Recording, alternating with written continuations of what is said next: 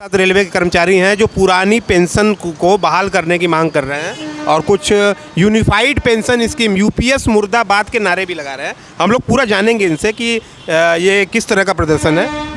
यह प्रदर्शन भारत सरकार द्वारा जो गजट अभी लाया गया है यूपीएस पे, उसके रूप में एक हम लोगों ने आज एक एनएमओपीएस के बैनर तले front against NPS in railway, Indian railway employees federation और एनी रेलवे मेंस कांग्रेस जो पूर्वोत्तर रेलवे में कार्यरत अभी कर्मचारियों द्वारा चुन के आई हुई है, हम लोगों ने आज एक पूरे पूर्वोत्तर रेलवे में ये आह्वान किया है कि हम लोग एनपीएस यूपीएस को गो बैक करेंगे और ओपीएस की मांग के लिए सरकार से अपील करेंगे कि उसकी बुद्धि चेतना जागृत हो कि हम कर्मचारियों के लिए पुरानी पेंशन बहाल करें।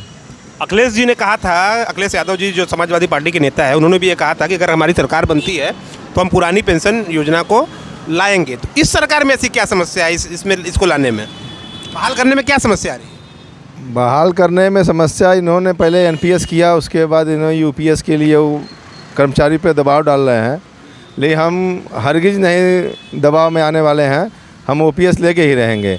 ओपीएस एक लाठी है, बुढ़ापे की लाठी है कर्मचारियों की, चाहे वो केंद्र सरकार के हों या राज्य सरकार के हों। बस हम लोग की यही मांग है कि हम ओपीएस हमको चाहिए तो चाहिए।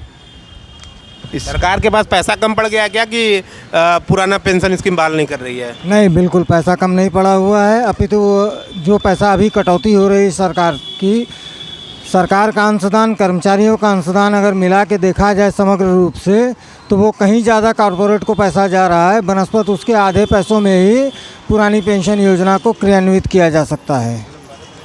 सरकारी कर्मचारी होकर के सरकार का ही विरोध।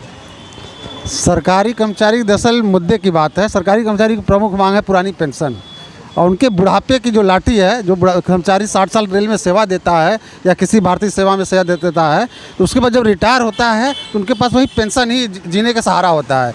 तो सरकार वो पेंशन नहीं दे रही है, इसलिए हम लोग लगातार सरकारों का विरोध कर रहे हैं। पहले हम एनपीएस का विरोध करते थे तो सरकार कहती थी नहीं, एनपीएस कभी ख़त्म नहीं होगी, लेकिन लगातार हम लोग प्रयास करते रहे, विरोध करते रहे। सरकार ने माना कि एनपीएस कर्मचारियों के हित में नहीं है तो सरकार यूपीएस लेके आई है। यूपीएस एनपीएस से भी खराब है। हम जो जीवन में नौकरी करते हैं 60 साल तक, तो हमारी जो कटौती होती है वो पैसा पूरी सरकार रख लेगी, तो उस पैसे का ब्याज हमको देगी।